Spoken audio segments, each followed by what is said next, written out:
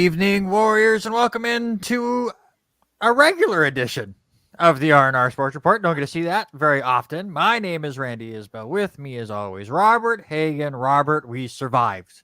Wait, is it Tuesday at 6 o'clock? Uh, Pacific Standard Time, Yes. yes. It's just Yeah. crazy. The last month has just been nuts, but the last week and a half has been. I don't know about you, but one of the funnest week and a halves of sports that you and I have been a part of, and it's just crazy busy. So It's weird going back years ago before we started doing any of this stuff where the World Series would come and go. We'd do the 4 games on Memorial Day. We'd try to catch some of the championship stuff. And that was our World Series experience. I watched every single game of the World Series, and I worked all but 2 of them. And even the 2 games I wasn't working, I'm sticking around and watching. I just was hooked on the baseball. We'll get into all of it. The weather was really the only issue. We had some fantastic play on that field. Congratulations to the Southeastern Fire for winning their second NAIA championship. Warriors came a game short, and we'll get into all of that. But just kind of go through your experience because yours is a little bit different than mine. yeah, for me, I lived game one through you as you were calling game one on the radio, and and then starting off with game number two and watching game number two or listening to game number two with you. And I was at work, and to hear, the thunder start to hit, and you messaged me within a few seconds, and they had the tarp over it. And so the only game really I missed out on was also game number one. I only worked, I think, 10 of the 19 games, but 9 of the 19 games, but I was there for all but the game number one. And then I missed the first half of game number two, but caught it the other one. But that what is there more to expect than the weather from in the Lewis Clark Valley? We're always going to have something hit and miss around that time, and so, but to get a huge chance of 2 days, 3 days of rain. Hats off to the committee, LC, to get things, get these games in some point. So I don't know about hats off to the committee. Do I want to be controversial on this show? we're always controversial. Listen, hats off to the committee for making it as smooth as possible with the weather. It's a very tough ask. It's a very tough task for the NAIA to make 19 games fit into a week-long schedule when rain causes havoc. However, can we please, for the love of everything good, get your messaging out faster, please? The fact that I am sending you a message of the next day's schedule changes after you've already gone home and you were the PA guy for our last game is not acceptable. Like, if weather hits. Like, the very first day, that Friday, totally get it. We knew the weather was coming. We didn't know how far we were going to get. We weren't sure exactly how hard it was going to hit, but we were going to go as far as we possibly could and go through the weather and see where we go from there. That's totally fine. And then when you really start trying to figure out different schedules and who can play Sunday and who can't play Sunday, that's totally fine. It's we know this giant thunderstorm is coming later this week. So we're going to bump up the possible doubleheader championship game between Southeastern and LC. But we're not going to tell anybody until an hour after the final pitch of the LSU Shreveport game. That's a decision that should have been made earlier on in the day, delivered to all of us, so then we could get the message out. Hey, since you're at this ballpark and you love baseball and you're here to watch the World Series, just so you know, our next game is actually scheduled for 1 p.m., not 6:30 p.m. And if LC wins, or if it gets pushed to a game 19, we will have it right after. Not well after the fact when we're breaking news to people that work there an hour after the fact, or going back to Friday and and yes, we were trying to figure all that stuff out. The Faulkner game got pushed back. It was game 3 of the World Series. It gets pushed back, and they're trying to figure that out. But then they send out this message of, hey, after this game, we're going to have a meeting. No, right now you're going to have a meeting, so then you can announce it before this game is over. That's where I had issues with it. I think the timing was bad by the committee. I don't think their messaging is great. And the fact that, so they told us, or the message got around to us in the booth on, what was that, on Wednesday? Yeah, because we had the championship game Thursday. So Wednesday night it went through. And we all just, okay, get the message out as fast as we can. Apparently that pissed people off. Because then we had the rain delay during the championship game and the thunder delay and everything, which that was handled horribly. So I ended up going home because I'm like, I haven't ate all day. I'm going to go snack. It's going to be a while if we get this going. So I went home.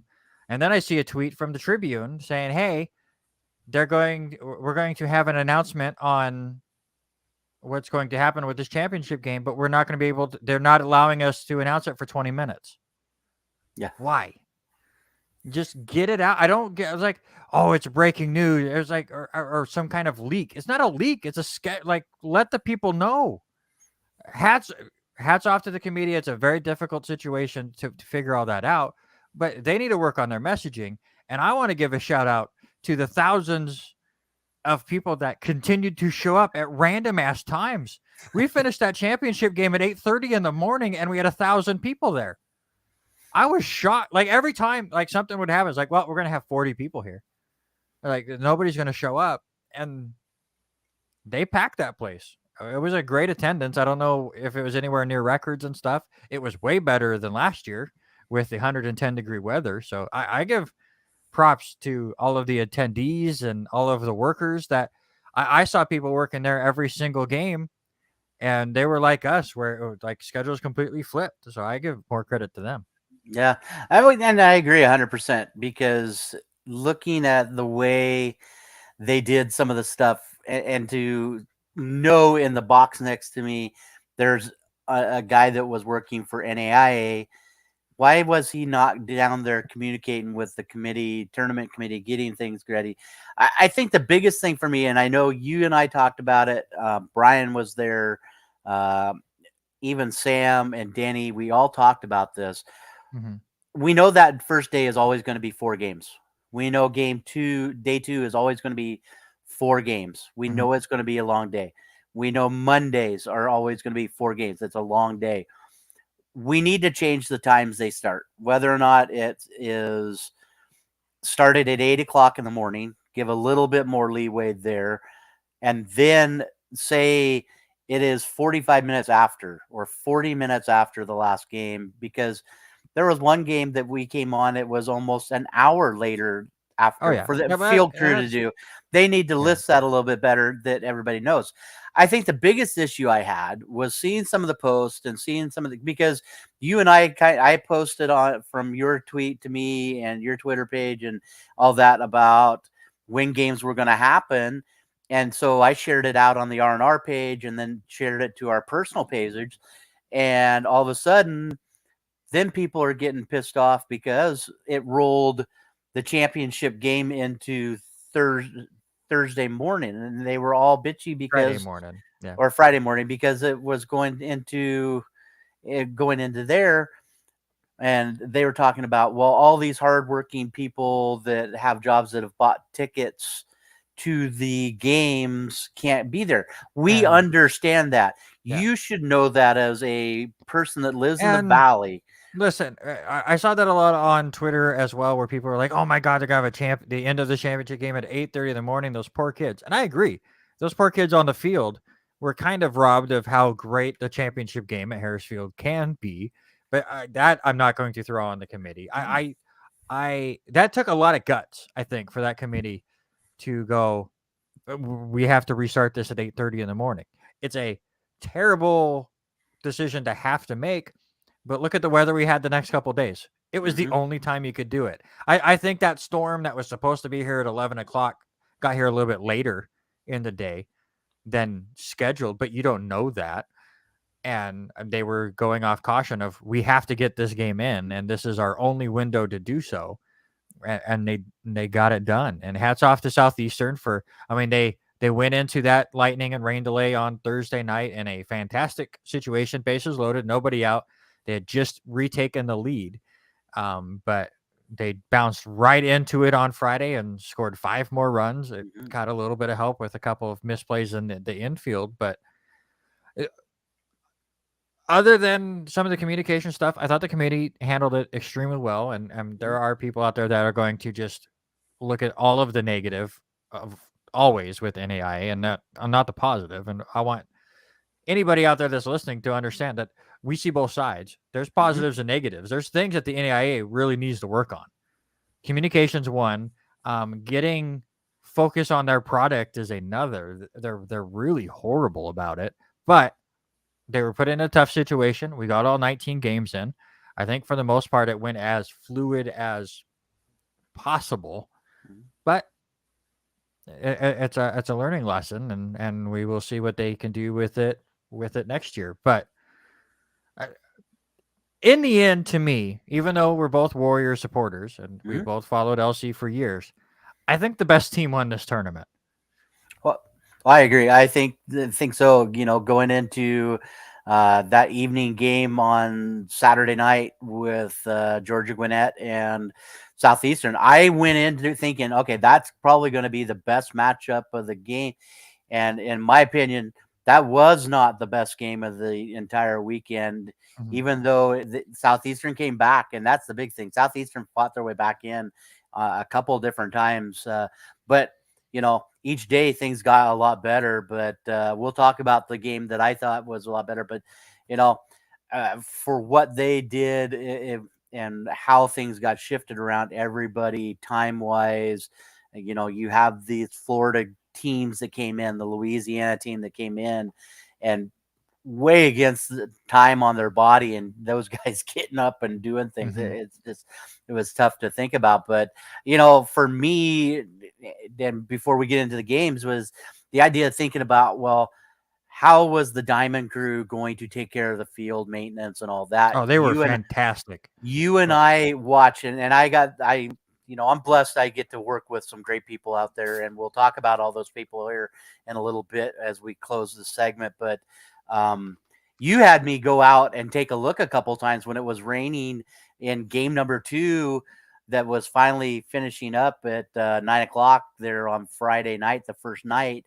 and watching the water start standing at the warm-up circle there for I think it was Faulkner was in that dugout, and just watching the water. It was LSU, Shreveport, and Bellevue was in that. Bellevue, yeah. So watching the water just go down that left field baseline all the way against the fence, and what they could do. Harris Field drains quite well, so you know there wasn't a ton of slippage. There was a little slippage in the early games on Saturday morning, but you know that Diamond Crew did a heck of a lot to get things ready to go. Absolutely, I give them props as well. Obviously, we were here the Sunday in between, even though we had 2 games on Sunday, which we had games every single day, and we had multiple games every single day, which is very, very rare for the World Series. I'm sure Denny already has all those stats as far as the last time it's happened, if it's happened before, where every single game had at least 2 games. But you look through the last 4 days where we were down to the final 8 and we went down all the way to 1. You kind of mentioned it a couple times. What was that one game that really stood out to you? For me, it has to be the Southeastern Tennessee Wesleyan. You come back in the 9th inning, you know, Tennessee Wesleyan comes up and scores their runs, gets ahead, and then Southeastern forces gets the tying run in the bottom of the 9th and holds Tennessee, the number 2 team in the nation, to no runs in the top of the 10th, and then come back in the bottom of the 10th to end up winning that one. Just a great fan base, and for not a lot of fans from either team, you could tell the LC Valley had picked their side of who was going to win. And for me, it seemed pretty split down the middle. But I think hands down, best game of the tournament was between the number 1 and number 2 teams. Oh yeah, 100%. There was so much drama going into that. It was played at such a fantastic level.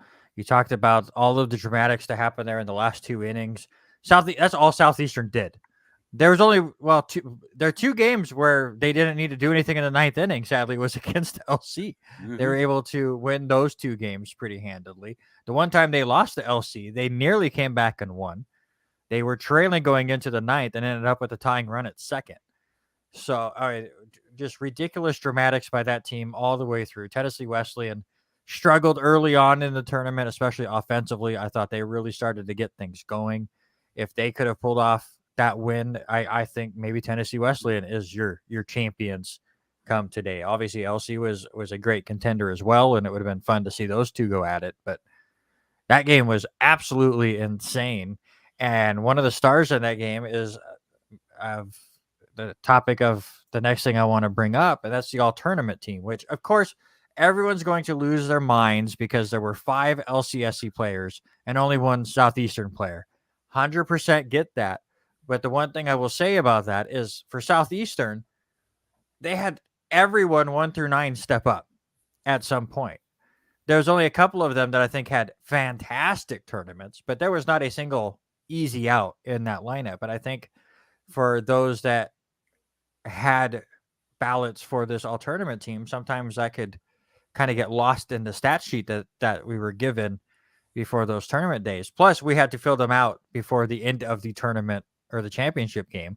So Brian and I both had turned in ours during that rain delay on Thursday night. So obviously things kind of changed the last couple innings. The pitcher that ended up winning or getting the win for Southeastern in that championship game, as I loaded up because I completely forgot his name, Damian Torres, he ended up with 3 wins in the tournament. He would have been my 4th pitcher hands down. But at the time that I had to turn it in, he had thrown 1 pitch in that game. So looking through that tournament team, and you can go find it on NAIA.org. We don't need to sit here and list off the whole list, but who really stands out to you on this list as somebody that really impressed you? And maybe do you have a name or 2 that you really thought should have been on that list? For me, there's one that should have made the list, I think, but he was just outplayed by another one. I say this because he batted quite well. His defense kind of for LC, but Puukani could have easily been said his batting a little bit. He was good for 2 days.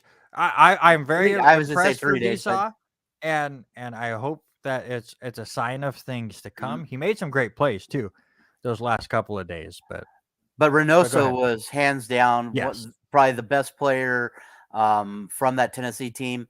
I do agree. Brian Fuentes, outfielder for Southeastern, was great.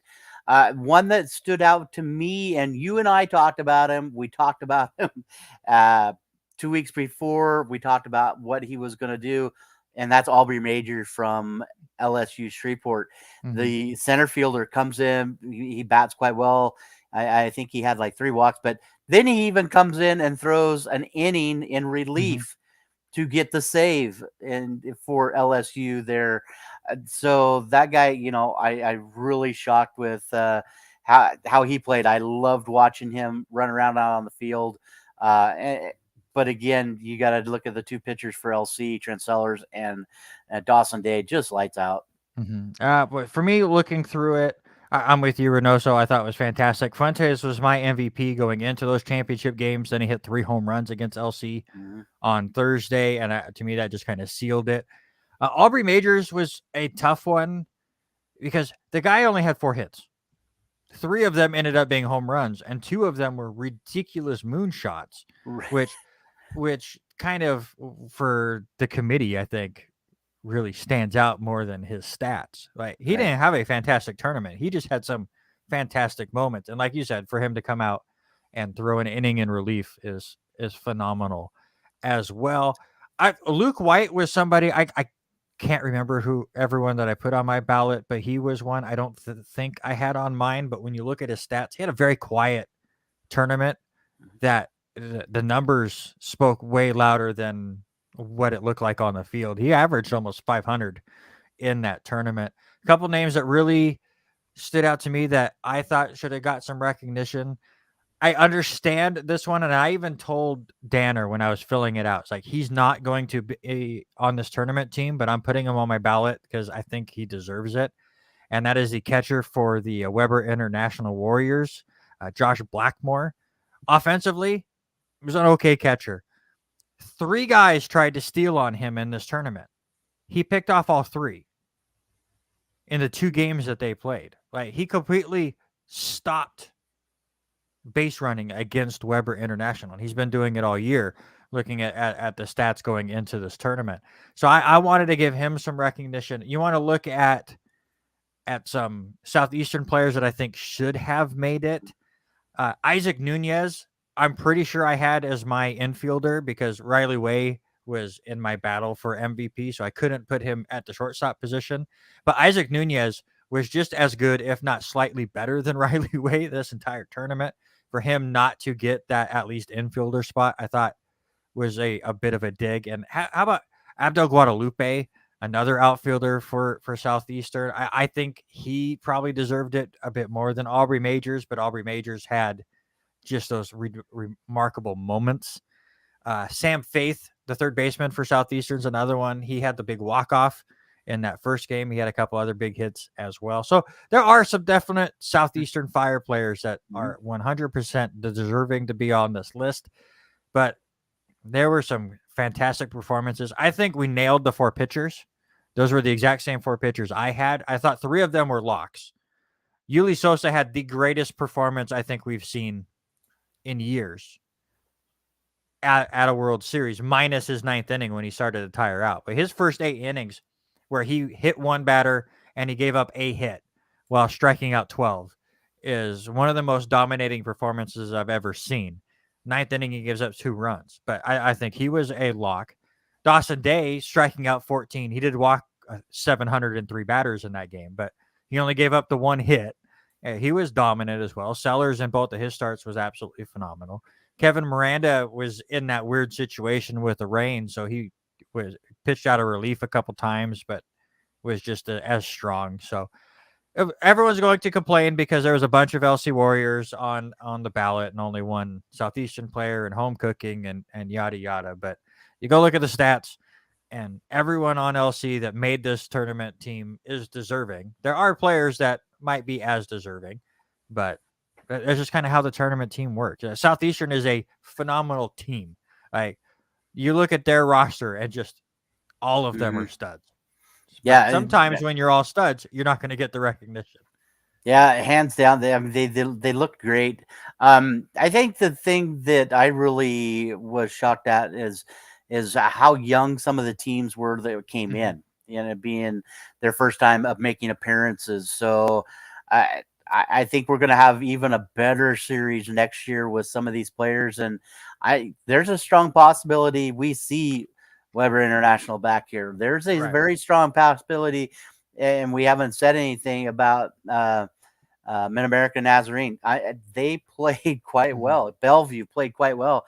The big thing also, too, is not really many injuries during this whole thing. We only had really 2 injuries that I can remember.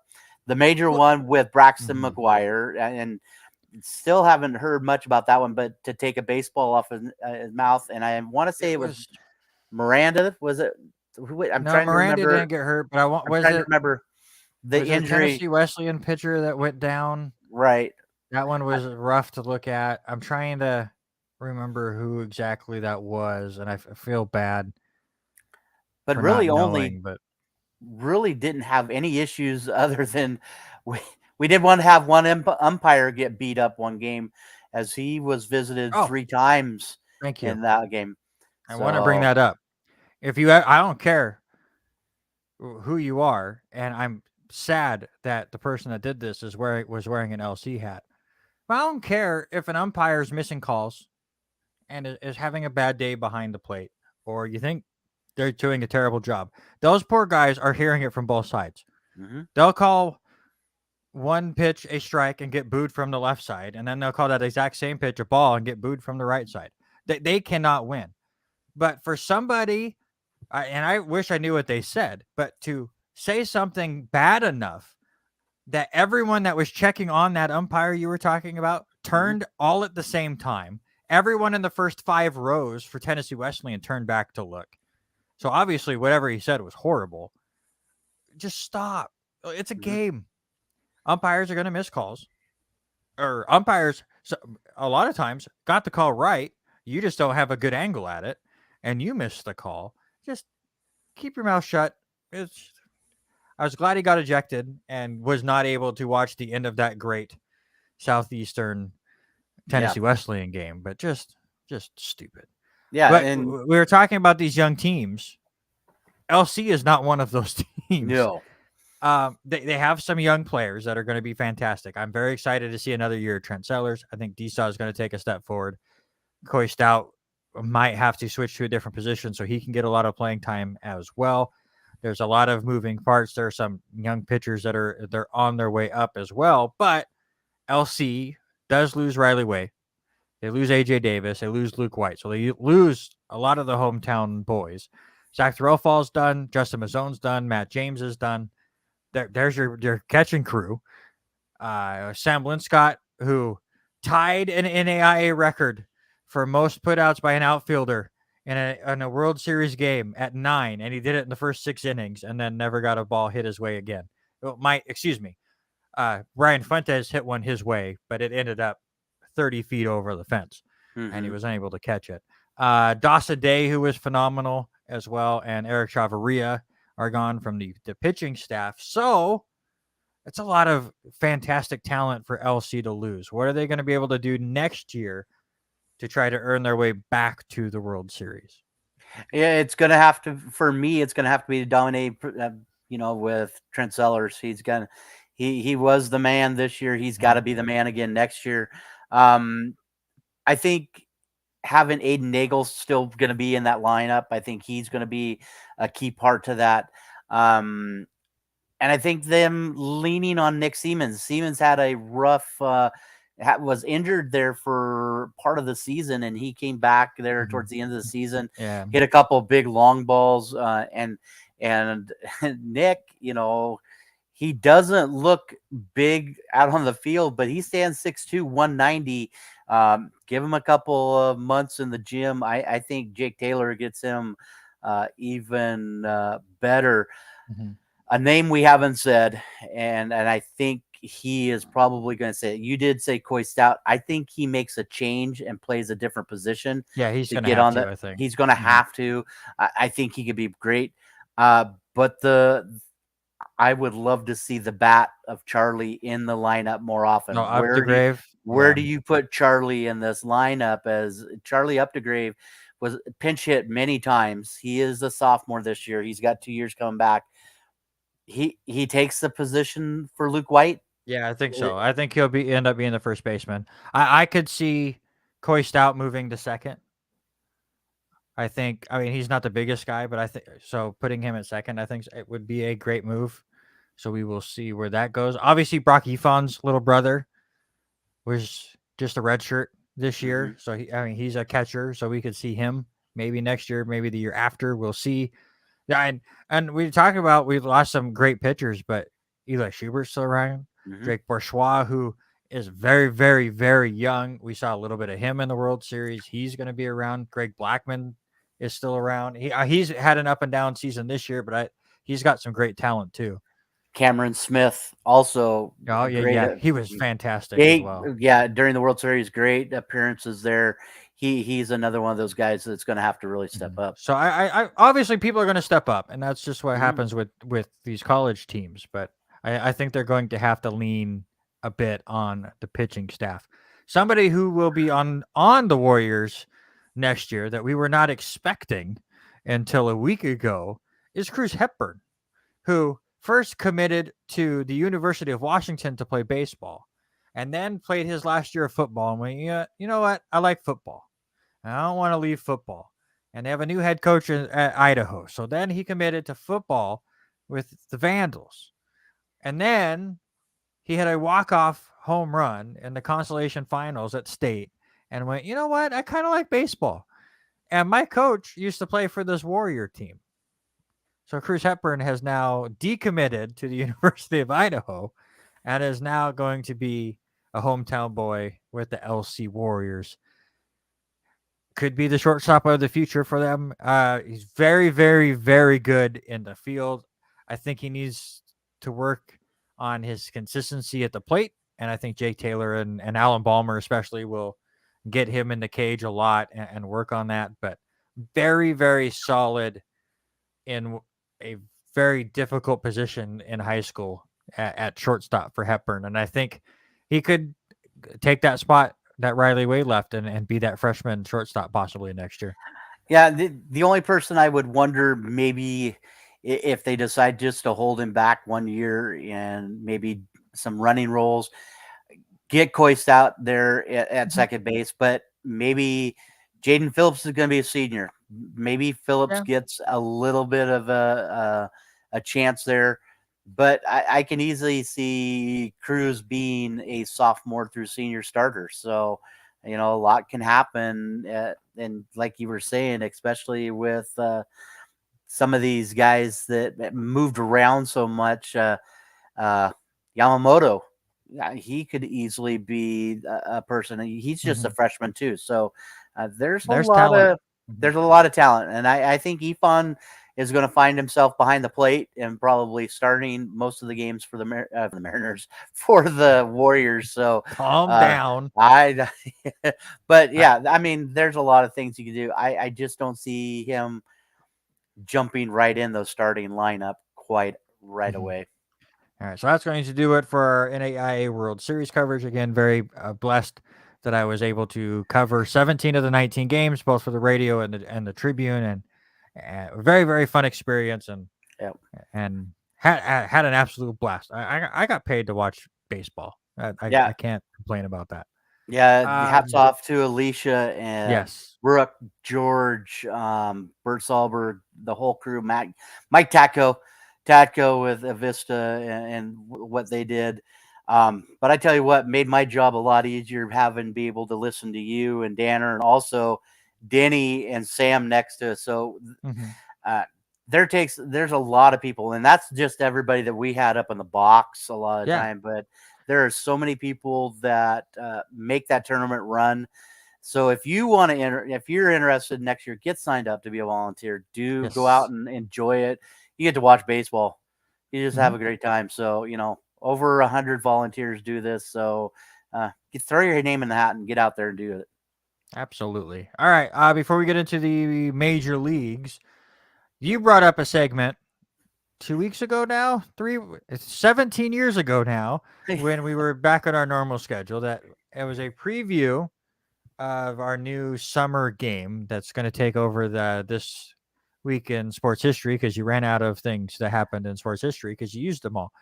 So we did the Who Am I game, and we're going to break it up into parts, and we will see how I do. If you are listening live and you want to play along, always comment your guesses as well. We'll do it every 30 minutes until we get it done. If we aren't able to figure out who Robert is talking about, he will post it on the Facebook page, and everyone can ridicule me for not ever getting it right. So, first set of questions, Robert, go ahead. All right, first set of statements. We'll get it. So here we go. Who am I? Yeah. I was born in Wichita, Kansas, but grew up in Omaha, Nebraska. I have one brother, and I was a two-sport athlete where I was a record-setting long jumper. That's where we're going to leave it. That's where we're going to leave it for the first set. I hate this game already. Okay, hold on. I need to write these down. So say them again. I was born in Wichita, Kansas, but I grew up in Omaha, Nebraska. I have one brother, and I was a two-sport athlete where I was a record-setting long jumper. That's what you get right now.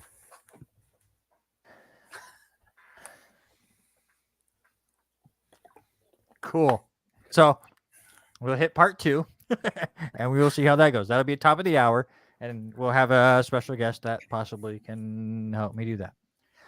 Let's go on to the major leagues as I have to pull up the scoreboard so I can give everyone the update here. Is it loaded? Cool. God, what a slow program. Okay. Top of the 5th inning right now. Yankees are up over the Twins 4-3, but they have the bases loaded with 2 outs. We'll see what happens there. Judge with another home run. Pay that man all of the money. So I have to comment. I'm going to ask Yep. you, is he the front runner for MVP? Front runner, second runner, and third runner, yes. I can't think of anyone else in the American League that's even close. Yeah, he's going to be probably leading for a while, I think. What he's doing right now is unbelievable. Rangers are up over the Guardians 5-0. They're in the middle of the 6th inning right now. Marlins are crushing the Nationals 12-2. That's in the 9th. The Orioles, Denny Grubb's Orioles, trying to win their 24th game. They're up over the Cubs 9-3 in the 8th. Just getting. Why are these so out of order? Just bottom of the 2nd inning. Tigers and Pirates are scoreless. Cardinals and Rays are tied at 1 in the bottom of the 8th inning. Braves over the Athletics 3-2 in the top of the 9th. The Astros up over the Mariners 2-1 in the 5th inning. There's a lot of drama in that series. We'll get to that in a minute. Blue Jays over the Royals 2-0 in the bottom of the 5th. The Blue Jays are absolutely red hot. Bottom of the 5th, Dodgers and White Sox are scoreless. Brewers over the Phillies 2-1 in the 5th. Getting ready to get started, you have the Red Sox and Angels with their new manager. Mets and Padres and Rockies and Giants. Already done was the first game of the doubleheader between the Rangers and Guardians, where the Guardians won 6-3. And the Reds are crushing the Diamondbacks 9-0, and it's so bad they put them in a delay. And go figure. And there you go. DJ walked, so now the Yankees are up 5-3, and the bases are now loaded with Aaron Judge coming to the plate. So I have to keep my eye on that. But the big news while we were gone is if you were an MLB manager and your name started with Joe, you've had a bad week. You gone. When we last had our show, a week from Sunday, 2 MLB managers with the first name of Joe had jobs. They don't have jobs anymore. Joe Girardi was first. He was fired from the Philadelphia Phillies. They were 21-29 when he was let go. Since then, Rob Thompson has won all 4 games that he has managed. They're losing right now to the Brewers. Thoughts on that firing? Joe's been bouncing around so much, but I think Philadelphia was expected to be a little bit higher up in the standings than what they were, and to watch them keep sliding farther down. It's kind of the same feeling with the Philadelphia faithfuls. If Philly doesn't like what they're going to get, I think they're going to find a way to let him go. So I was not shocked with a change there on their skid. I kind of was, though it kind of shows just the difference in coaching philosophies. Joe Girardi is a very boring manager. He's very old school, caught back in the 1920s, or he's not that old, but he caught a long time ago and won a World Series with the Yankees in 2009. And I always thought he was so anti new school thinking. It just wasn't going to work. The Yankees moved on to Aaron Boone, who is the exact opposite, and he drives me nuts too. And you have to find that weird balance right now. And Joe Girardi just doesn't have it. And you could kind of tell, obviously, when a team turns things around instantly, that maybe, the messaging, the players want one thing and the manager's so stuck in their way. You have to have a manager that can really drive a team, but still understand what they want and work together and build as a group. If you're just going to go, no, it's my way or the highway, you're going to be the one that ends up on the highway much earlier than the players are going to be. Yeah, 100%. And that's the thing. And everybody's looking for a new, fresher angle, something to make these kids play a little bit differently of what they're used to. So Mhm. I think he's just been a little too old school, and I think that's what happened to our other Joe. Oh, the other Joe's definitely not old school. The other Joe is weird Old. school. No, he's Weird old. school. He's very old, but he is in a school all of his own. But Joe Madden today was fired from the Los Angeles Angels after they have now lost 12 in a row to drop all the way to 27 and 29. Still a better record than the Seattle Mariners. Phil Nevin, another former Yankee, is now named the interim manager. We'll see how his first day as the head coach will go today. This one absolutely shocks me. Like, they went out of their way to get Joe Madden after he left the Cubs. Like, they dropped everything they were doing to get Joe Madden. And they go on a bit of a losing streak here. Things just don't go their way.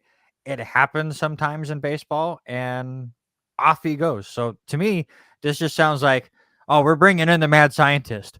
Oh, the mad scientist is actually mad, and we can't control him. Oh, he's lost. We got to move on. He's not listening to us. But I don't know. You play with the fire, you get burned sometimes. I just don't think they gave him enough time there. I Mhm. really do. As much as I think the big part of him being as the age he is, but I don't think he got quite the fair shake. But No. it'll be interesting to see how Phil Nevin does and where he tries to turn this franchise around from a thought process. So it'll be interesting. Again, you say the Yankee fundamentals and what he's going to bring to this. So I messaged Alicia about it, and she said she had mixed feelings on it. You know, they obviously had lost 12 in a row, but she loves Joe, and all Angels fans do. So it's an interesting move. Ah, Aaron Judge struck out. He's no longer the MVP. That's not true. It's not true at all. But very interesting mhm. that we're getting to I don't know about top tier, but very good managers both released here in June. So I was to say, are we shocked before the All Star break to have these two gone? It honestly, I think it shows that with this extra wild card, that teams are going to do everything they can right now to make a playoff run. If you feel like your team's good enough to make the playoffs and you have that extra spot now, why wait? Like, Mhm. if you wait until the All-Star break or even later, maybe the season slips by and you can't get in. Now with that extra spot, I mean, they've lost 12 in a row and they're like a game and a half out of the wild card right now. It's just teams are going to do whatever they need to do to try to make the postseason and make that extra cash. Mhm. Talk real quickly about the benches clearing on this Astros Mariners game, ninth inning. Pitcher hits Ty France. It was way behind Ty France. It barely even hit him. It almost went completely behind him. And your manager went absolutely ballistic. I don't know I think he was yelling at the first base coach for Houston, and I forget his name, Hector Neris. And no. I forget the coach's name, but I finally watched it for the first time here about 10 minutes before the show just to see, and his reactions, like I think, had to have stemmed from something prior. That's the only thing I can figure out. The Mariners have not played Houston quite well so far this year. They were 4 of 9 before last night. They were 4 of 9. They had not won a game in Houston. Come away with a win last night. Um, this is got to be one of the games that they have to start winning if they're going to climb back out of where they're at in fourth place. So I think Scott Service, trying to make something happen a little bit, get loud. But I think something had to have been said as you looked at both Dusty and that other coach for Houston, John at it, and you see Dusty talking with Ty France at the end of that whole Mhm. ordeal, and it does not look like Ty France is upset with Dusty Baker at No, all. no, I'm in that situation of the game. It's tough for me to believe it was intentional. Like obviously the Mariners had threw inside on a Astro player earlier, and I don't think that was intentional either. But And who it was knows? our and it was already bottom, or excuse me, top of the ninth, 2 out already when that happened, Hmm. and the Mariners were already up 7-4 there. So Yeah, and then the Mariners make him pay. Ricky Rodriguez hits a home run. The next batter. I actually liked Rodriguez in that whole deal. He was the most calm out of anybody. He had pulling people away and showing a bit of maturity, so that's always good. But we're getting to that time of the year where some of these teams have played enough times. The way these MLB schedules get put together, and they jam pack multiple mhm. series against division opponents in a small span. That like at one point that you just get pissed off that they're looking at you, and we'll have benches clear because they're chewing double bubble instead of I don't know, gum brands. Let's move on. Miguel Andujar has asked for a trade from the Yankees, live from Michigan. Today he is listening.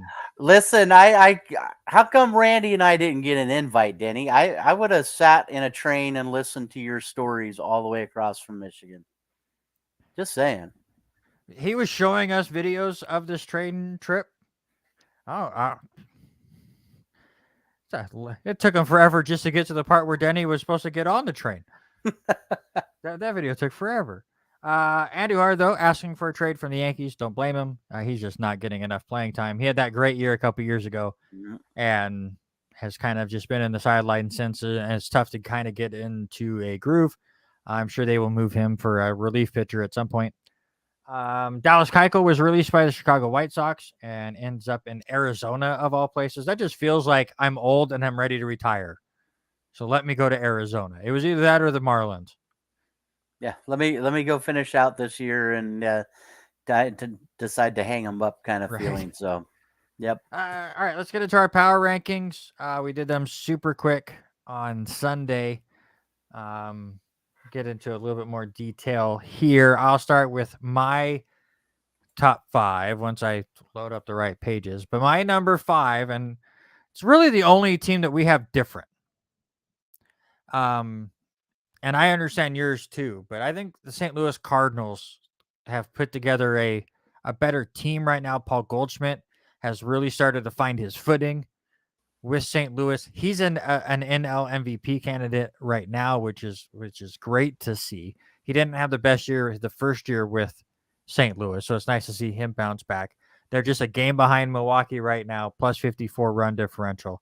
So I have them at 5, and then our top 4 are nearly identical. Houston, still that really tough team that I hate that is still up there, but you have to give them respect. They're 15 games over 500. Very solid team. Verlander got bit by his dog of all things, and that's not going to slow anybody down. The Mets are absolutely phenomenal. 38-19. We knew that they were going to take steps forward. A bit worried with the injuries to Scherzer. Did I say Scherzer got bit by a dog, or did I say Verlander? Verlander. Okay, did get it right. Yeah. But Scherzer with his injury, as we've been saying for weeks now, was concerning. They're still winning, so I'm no longer concerned about that. So they are my number 3 team. I finally moved the Dodgers down to 2. I nearly dropped them down to 1 or down to 3. But they're still a phenomenal team. Their run differential still over 110. But man, what the Yankees are doing with that starting rotation is too tough for me to go, okay, I'm going to keep them at 2. They're solid. 1 through Mhm. 9 batting wise has been great. IKF is starting to get into a bit of a rhythm. Trevino behind the plate has just been a complete spark plug. He's not the person that they thought he was when they grabbed him. He's been better. Obviously, Judge off to an MVP pace. At Yankees are number 1. Give me your 5. Yeah, I'm gonna stay. I'm gonna work the other direction. You hit on it. The Yankees just looking unbelievable right now. You even made the comment, and we talked about it just before we went on there. Judge hits his 22nd home run. I think he's ahead of the nearest guy by 6 home runs already. and they're on pace for over 100 wins. So if they can just It's like keep things going, 117 wins yeah, right now is what they're on yeah, pace for. yeah. So if they just keep things going, I think they're going to be extremely good. Um, I'm going to keep the Dodgers at 2. I kind of back and forth. Who would have figured that the Mets or both teams from New York would be in the top 5 anytime during the year? How they've been playing. So I'm going to keep them right there in number 2 because I love their roster there in LA, and I think they're just hitting a little bit of a flat spot right now. So I'm going to keep them there. Houston, they're just dominating in the AL West. So you've got to keep them, even with the Angels starting to implode. Seattle still struggling to keep things going and winning. Um, and then it's just been hard to put San Diego back up in there. I think San Diego's a top tier team. It's just been hard to put them in the top 5. So I'm going to stick with Milwaukee, who I think is making moves to be there. I had them in the 3 spot last week. I moved them down just a little bit because they have lost a couple. But they're still 33 and 22 as of yesterday when we did stats and all that with when I did my power ranking. So it's still capable. I love what we're seeing from the Cardinals. The Cardinals are starting to move up the chain, but now we're going to start seeing these teams starting to flatten out a little bit, and the cream has started to rise to the top. Yeah, we're what about it? We're over a third of the way through the season, and it's flying by. And we'll get to those dog days of summer, and we'll get trade deadline will make things really interesting. And we still have the MLB draft coming up here in a couple weeks, which very interested now that I've watched a lot of NAI World Series and see where some of those players end up going. But yeah, lots coming up for major leagues. But first, give me your bottom 3. I'm gonna move. I didn't think I was gonna move Cincinnati out of the 30 spot, but I did. I put the Kansas City Royals, who had lost 13 of their last 16 there. Like yeah, so I moved them down. They're the one of only 2 teams, including Cincinnati, that are under 20 wins. So that hints 30 and 29. And the other one that I'm going to move down is the team your Yankees just totally obliterated, and that's the Detroit Tigers. And God, that game was sad. Was it Friday night? Yeah. Oof. So my bottom guys are going to be Kansas City, Cincinnati, and Detroit. Yeah, I'm shocked that you finally moved Cincinnati out of your bottom spot, but I guess I moved up Cincinnati out of my bottom 3. They're not even there. Yes, they're 19 and 35, but as they're showing today against Arizona, their offense is starting to figure things out.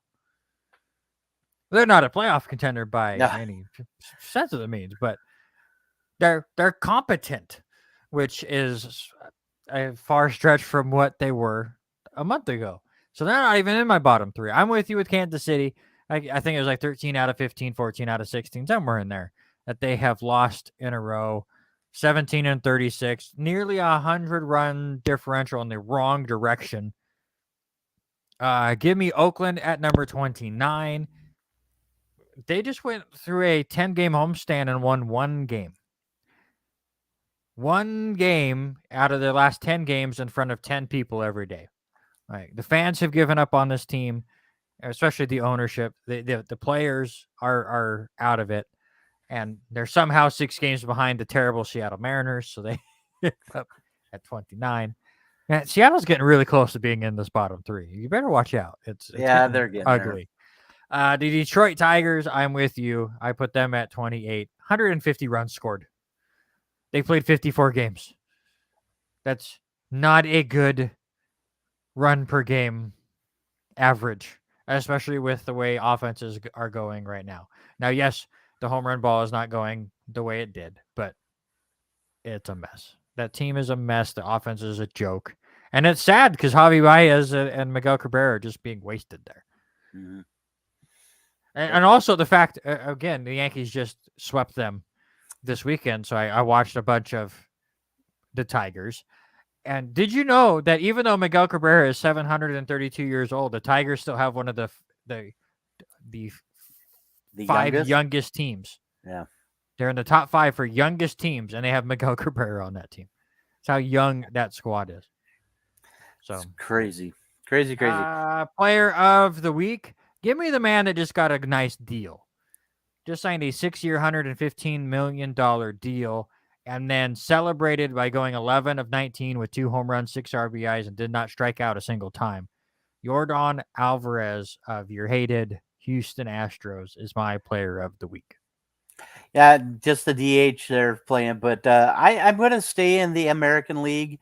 I'm going to go with a guy that he didn't put up monster, but he is part of what's getting the offense going for the Toronto Blue Jays. So give me Alejandro Kirk, the catcher for the Blue Jays. Yeah, he was 8 of 19, so just under 500, but 4 big RBIs, 4 home runs, 7 RBIs, just striking out 2 times, walking 3. Like I said, part of this 8-2 last 10. They had an 8-game win streak, and now look for that team. And I really say this, and even with them being in your division, look for that team to really shine as they get ready to take on the Orioles, I believe, the Orioles, the Tigers, and the Royals. I look for Toronto to make a big push this week. Oh, yeah. I was never counting them out. The offense is getting heated up, and watch out. Can I go on a little mini tangent rant for a second? A little mini tangent rant. Yes. Sure. I was just looking at the Toronto game. They're playing Kansas City, as you said. And it reminded me because the man at the plate for Kansas City is by a name of Kyle Isbell. He spells it wrong. But Kyle Isbell has been in the majors for a couple years now. Kyle Isbell has voiceovers on MLB The Show. When he comes up to the plate, they say Kyle Isbell. Why can I not name my character on MLB The Show, Road to the Show, and have the voice actor say Isbell? I don't care if it's Isbel in the game, but he says Isbell, and I want to have Randy Isbell. I'm tired of having my second baseman be called Randy Bell, because that's what I have to go with for the audio. It's in the game. I hear it all the time. I haven't ordered that game in a couple years, so maybe it's time to get the new update for that one. No, not until they put Isbell in. I would say I would never play this game until they put Isbell in the damn thing, but we all know that's a lie, and I'm going to buy it every year. And I am like 70 games into my season right now. Good so stuff. Let's talk about who is your game of the week, sir. Who do you have? This weekend sucks, by the way, for games. All the series suck. So you got to go Dodgers Giants. I think they set it up on purpose. It's like it's like Yankees and Cubs, and that's not even a very good team right now in Chicago. And I forget even what the rest. I was looking through. I was like, I don't want to go with the normal Giants and Dodgers. We do that every time, but we kind of had to. So that's your weekend series. I went homer, and I went homer before the brawl last night. And I said I thought Seattle and Houston, Seattle was going to have to make a difference in this series, and they won last night, and put them now splitting the series 5 of 10 now against Houston, but finally picking up a big win last night there in Houston. So they're now 1-3 in Houston this year. So if Seattle wants to go anywhere, and I had the same feeling. What is happening with this weekend baseball is we just came off a high of all this NAIA and great baseball to what game do I want to watch this weekend? Nothing. It's just like I don't want to watch any of it, apparently. All right. They're getting out of the way for the NBA finals or something. We'll talk about that in a second. You are watching and listening to the R&R Sports Report. It's our summer break, so we're not on KLCZ, but we'll be back there at the end of August, early September. If you're somehow watching us and you have not followed us on Facebook or YouTube or any of those fun things, please do so. We are very close to 600 followers on Facebook. And once we hit 600, Robert Hagen over here is going to train with the MMA guys. I have a bum shoulder. I can't do it anymore. I have to withdraw.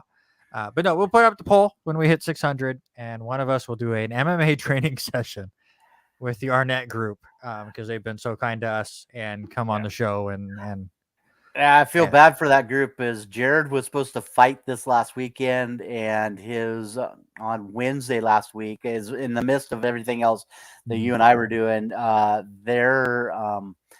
His opponent backed out. Didn't want to face I've seen Jared, him. so yeah, I've seen Jared. I would back out too. I don't blame him.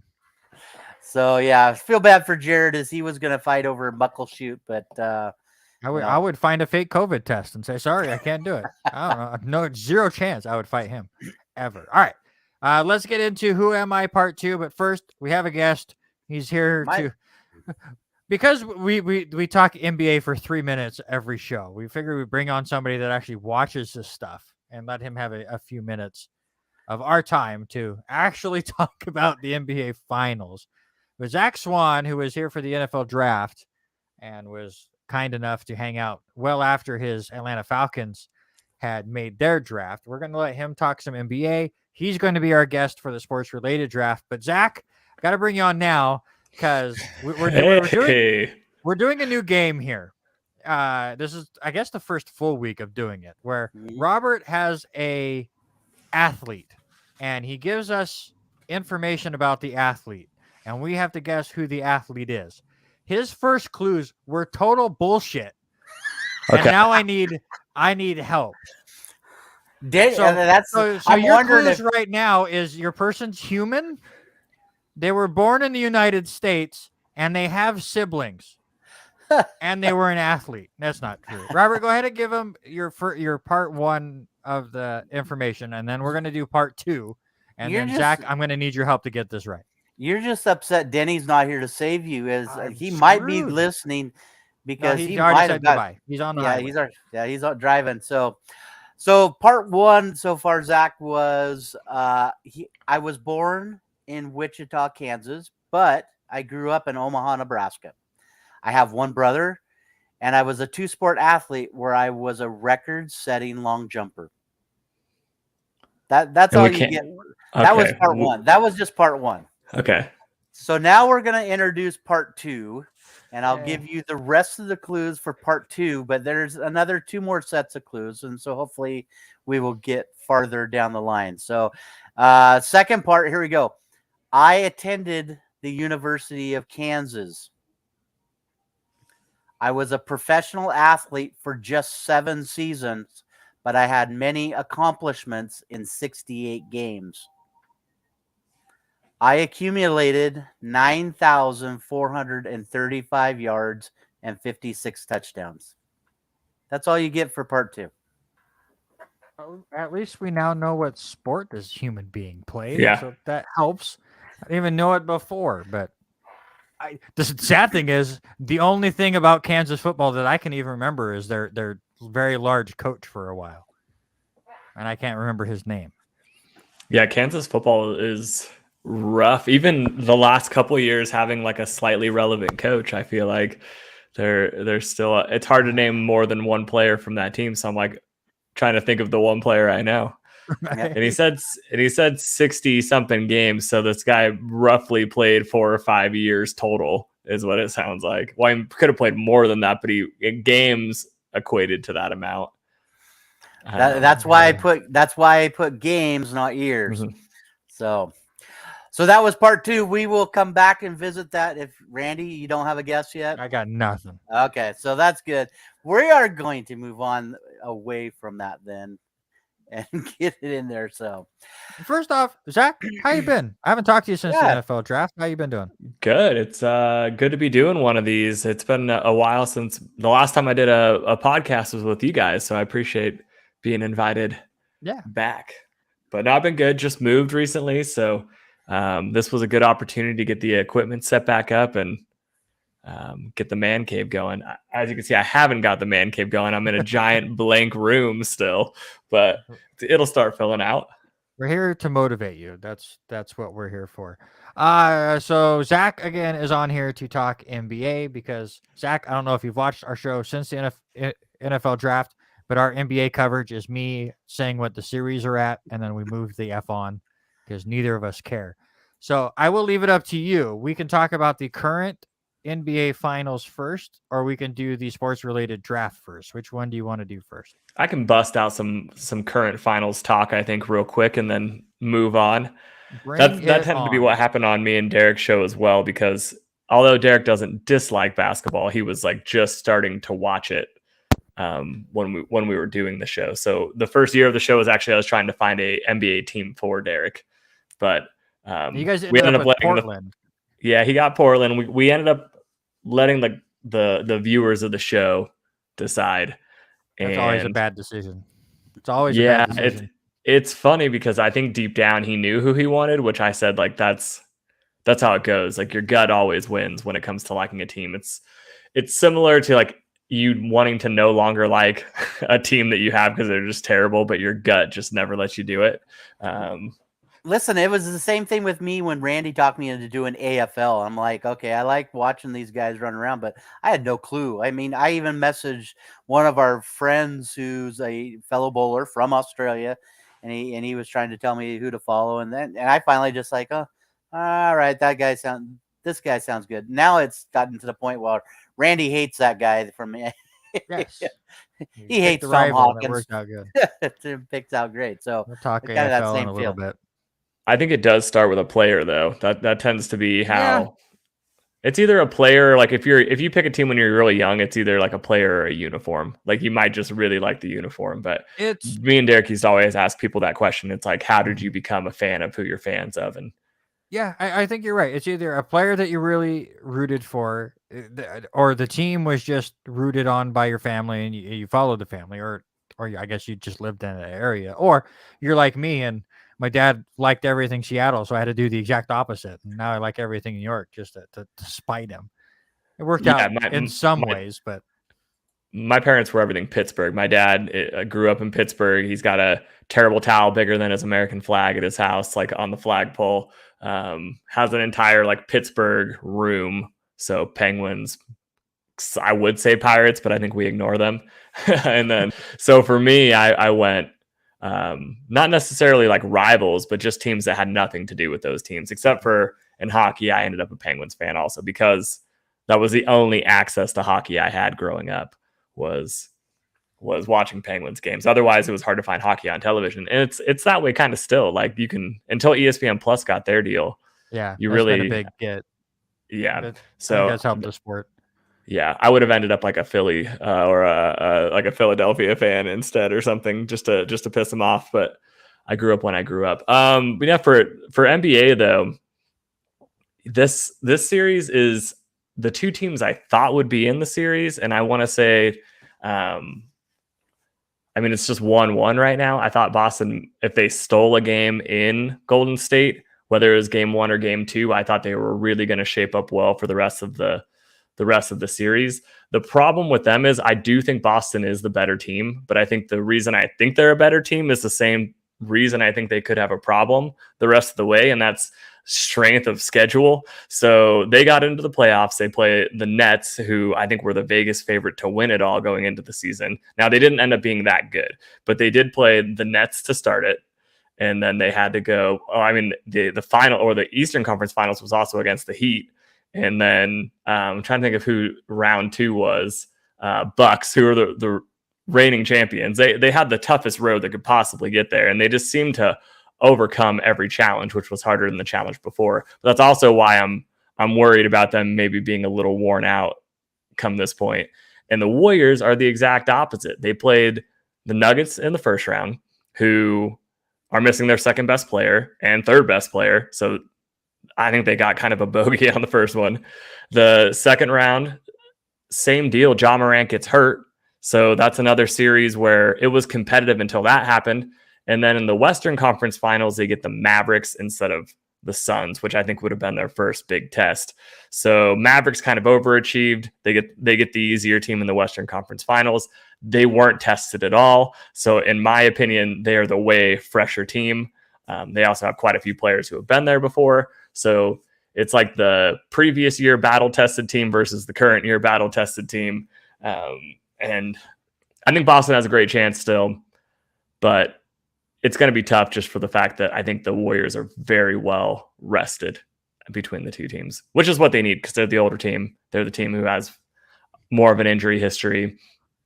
So But- you talked about the Nets being the favorites going in because obviously they Yeah. created the newest super team and that completely imploded in their face, and I couldn't be more happy about it. And then you have Boston, who, I mean, again, I don't really follow basketball. From looking, it looks like they've kind of built this team up, and I love the fact that your two finalists are the two teams that lost two of the players that went off to go create the super team. Right. But is this a sign that maybe these super teams are no longer workable? You put these two, or is it just because the Nets brought in stars that just were going to implode on each other just from their personalities? Yeah, I mean, so I think having two superstars, which is what they ended up with. I mean, they had 3 superstar contracts. So yeah, I think that time period is done because I think Boston has the smarter approach where they have 2 max contract guys. And then instead you can use that third, because they always say every team can afford 3 max contract guys. If you really wanted to, you can get 3 max contract guys and a bunch of guys on bum contracts. And so the Nets have that exact formula, which I don't think works anymore. I like the idea of 2 max contract guys and get a bunch of guys in that middle tier, like being able to get someone like Marcus Smart, Al Horford, the people that the Celtics are using, that trade they had for Derek White. And I think it also is very similar to what Golden State has. They have 2 max contract players in Steph Curry and Klay Thompson, and then they're able to have a third and fourth kind of higher paid guy in Draymond Green and Andrew Wiggins. So I think that is the formula. I think you'll see big 2s from this point on instead of big 3s. If you see a big 3, it's because they have that third player who just hasn't gotten paid yet, and you're able to spend some money other places. So it kind of reminds me of football, where it's like as soon as you pay your quarterback, as soon as you pay Jared Goff, Russell Wilson, whoever, then you stop being able to build your defense or your offensive line. That's the easiest comparison, but yeah, the Nets, they decided because they didn't have the money, we got to go get Blake Griffin, LaMarcus Aldridge, these guys in their mid-30s, Paul Millsap, who they can sign to the veteran minimum, who are just hungry for a championship. It just doesn't work anymore. They were constantly playing 3 rookies this year, and none of them are lottery picks. It was a late first rounder and a couple second round guys, and these guys are getting real playing time all season. And then they're just hoping that their 2 superstars carry the load. Now, if Simmons ever did end up playing, they probably would have been a better team. But I think that's why I like the Celtics. Even if you're not a NBA fan, it's kind of cool to see a team, even though they're in a major market, they built it themselves. Mm-hmm. And yeah, sure, they have a couple key free agents like Al Horford are trading for Derek White, but they got those people with pieces that they already had. Like they built up other pieces and trade assets and made it happen. So same with the Warriors. As much as I've never really cared for, I don't like teams that go on huge runs and three-peats and things like that. But at least they did it with people they drafted. You know, it's very reminiscent to 90s basketball teams. So yeah, this series is kind of a series where just as a sports fan, you could watch it even if you don't care much for the NBA. And I think it's one because both teams have a lot of talent, multiple stars on both teams, and then either team could be down 15 to 20 points and make a comeback like that. Like these are the 2 best teams at coming back from huge deficits. And we already saw it in game 2 and game 3 or game 1. I mean, when Boston came back in the fourth quarter. And then not only did they come back, they blew them out. They ended up winning by almost 20 points. It was pretty wild to watch, but I think you can expect that the rest of the way. You know, and Randy and I talked a couple of times there, Zach, and how many games have been scored well over 100 points? It just seems, for me, where I've leaned away from the game is because it just doesn't seem like there's defense, and we've talked a few times, is there is just so many points being scored in a game. Do we ever see a game that will stay down in the mid 90s on a consistent level, or are we going to see these blowout games all the time? So previous games as playoffs, we did. Like, I thought the Heat Celtics series was awesome for just good defense. It was probably the two best defensive teams in the playoffs. So it did happen in the earlier rounds. This is the probably the two teams where you might get one game that's teetering right around 100 points, but these two teams can just get so hot, and they're both selective defensive teams when they're playing each other. So Boston's not going to give you 4 great quarters of defense like they could against some of these other teams, because they just have too much going on when they're trying to guard Steph Curry. And Steph Curry can create so much for those other guys. So both teams have, you wouldn't have seen this in the 90s or 2000s or even the early 2010s. Both teams have third or fourth options that can put up 35 points. Like Andrew Wiggins, when he was on the Minnesota Timberwolves, had games where he would put up 30, 40 points. And I think he can still do that for them. So it's hard, because you could shut down the two superstars on either team. And then you have games like game 1 where Marcus Smart goes for over 20, Al Horford goes for over 20, and Derek White goes for over 20, all on Boston. So it's like a pick your poison. There's too much of it. So I guess long-winded, no, you're not going to see it. This isn't going to be like 2004 Lakers Spurs where you're seeing 74-73. Derek Fisher hits a game-winning shot to go to the finals, or 2007 where I think the Cleveland Cavaliers averaged 72 points a game for the entire finals. So those days are done, and it's not just the defense. The rules are just not made for that anymore. It's similar to how the NFL protects their quarterbacks. Their NBA wants those shots to go in. They're going to encourage anything they can to get those 3-pointers down. All right. We need a prediction for you, sir. It's all tied up at 1. Who ends up winning the series? I have the Celtics winning in 6. That was my prediction before the series. Them winning game 1 made me want to almost hike it up a game. But the Warriors shut me up pretty quick in game 2. So I'm going to go back to my original prediction of Celtics in 6. Again, I'm not a big NBA fan, and I haven't been since the 90s. But that's the one thing that still makes me laugh, especially on these stupid talking head shows that that just yell at each other the whole time. Yeah. But even on the more calm-headed radio shows that I listen to, everyone after game 1 is, Boston is just going to crush Golden State. Right. Look at this. They have no chance. Golden State wins it. Oh, Boston had their chance. They blew it. Now Golden State's going to roll. It's like, guys, that's why they play 7 games. And yeah, there's a lot of times where just especially in basketball, you get on a bit of a roll and 2 games will look completely different. And who knows? It's a best of 5 series. Let's go. Right. And every game, that's all I hope for, is even though the scores are there's a pretty big delta between the two teams in both games, but game 1 until the blowout at the end still felt close. I want games that are close. I would rather have a 5 or 6 game series in basketball where every game is close, compared to 7 game series where every game the team wins by 20. Those are the worst series to me. Every game feels like a coin flip. You can't say just because this team blew out the other team in the game before that they're the dominant team. Like, that stuff it's rough. I don't want to watch a series that every single game there's a double-digit lead at the end. I hope for at least 1 or 2, less than 10 points, comes down to the final minute or 2. If we get that, great series. If we don't, that's why the NBA, I'm sure the ratings are still dipping from year to year, because when no individual game's close, how are you supposed to suck in the casual sports fan?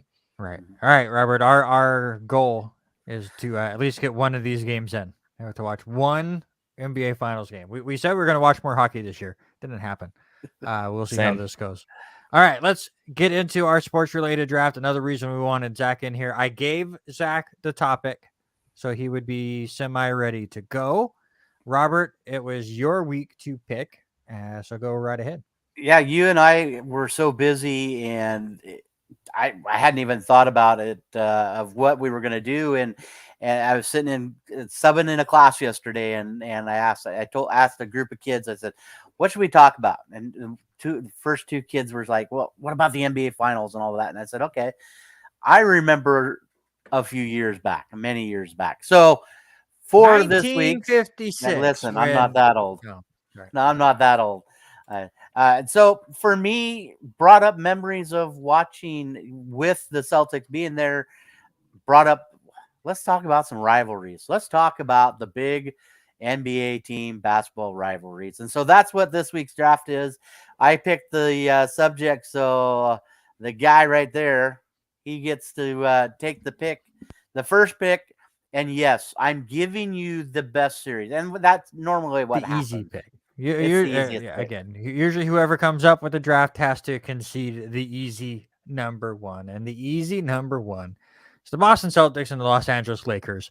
Not only was it such a huge thing back when the NBA was really starting to build and form in the 60s, they've been in the finals in the 50s, the 60s, the 80s, the 2000s, and the 2010s. It's a rivalry that just continues to morph and change. Now, yes, the Lakers are kind of down right now because LeBron pushed them to a title and then imploded the team around him like he seems to always do.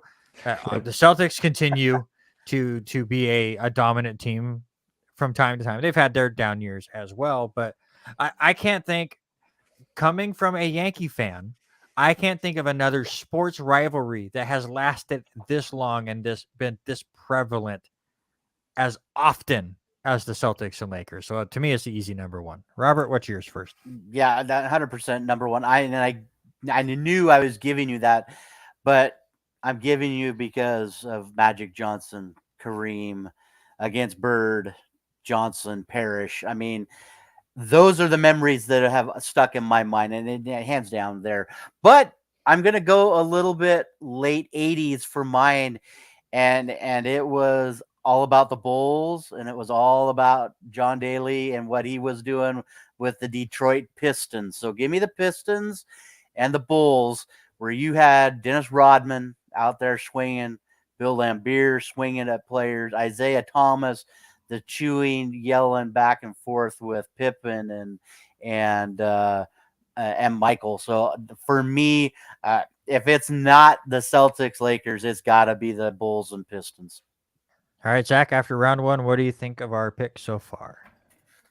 Yeah, so those are the 1-2 that I had. I kind of made my own list just in case going into this to see where everyone went along with this. But I mean, it's just because Lakers Celtics, it's not just the games they've played between the two of them. It's also just the fact that they're historically 1-2, right? Like all-time wins, first and second place. Celtics have a chance to start building a lead this year. And so it almost feels like even when they're not playing each other, they are playing each other because of those historical things. But then they've also given people tons of great series, head-to-head rivalries. There's multiple decades where you can say it's this person versus this person. It's not just the Showtime Lakers from back in the day. You're also I think of the Pau Gasol, Kobe Bryant versus Paul Pierce, Kevin Garnett. I think of those couple series as well. So it seems like every decade or so you get another go around there. But yeah, it's the Detroit, Chicago. It sounds like a distant second, but it is a very close second in my opinion, because that was the passing of the torch. Yes. And it was almost too bad because it almost felt like Detroit hadn't had a chance to carry the torch long enough yet. Like they had just gotten it. Everyone thought they were going to be a mainstay for years to come. And then Chicago said, never mind, this is ours. Like as soon as they got past them the first time, there was no looking back. And I think if Detroit would have been around for the second three-peat of the Bulls, then this actually would be, I might even swing more towards Detroit, Chicago, because I was into all of those Chicago championships. But yeah, I mean, Lakers, Celtics has to be the number one. Yeah, I think Celtics and Lakers has longevity. I think the Bulls and Pistons had the intensity that you look for in these kind of rivalries, and that's why their 30 for 30 is more entertaining. Is just because, and again, the passing of the torch was a big deal as well. And that brings me to my second round pick. So now the torch has been passed to Michael, right? And now you look for teams to try to take it. And there was one team that not only tried to take it, they tried to take it by force. And it was this, obviously a little bit of a homer pick, but this was the rivalry that really got me into the NBA in the 90s, and that's the Bulls and the Knicks. Every single game was a beat down, drag down fight. And that was what Pat Riley and the Knicks tried to do for years is we can't outskill Michael Jordan, but we can make him really afraid to come into the paint. Unfortunately, Michael Jordan did not care and continued to go to the paint or gave it off to Paxson or Pippen. And all of those series were phenomenal. There's so many great moments with Rick Smits putting up 17 shots underneath the hoop, just needing to hit one. And then we wouldn't have had the three-peat, but he couldn't hit one. And then they lost it in game 6. Fantastic rivalry again. Not a long rivalry, but very, very intense. So that is my second pick. Robert, what is yours?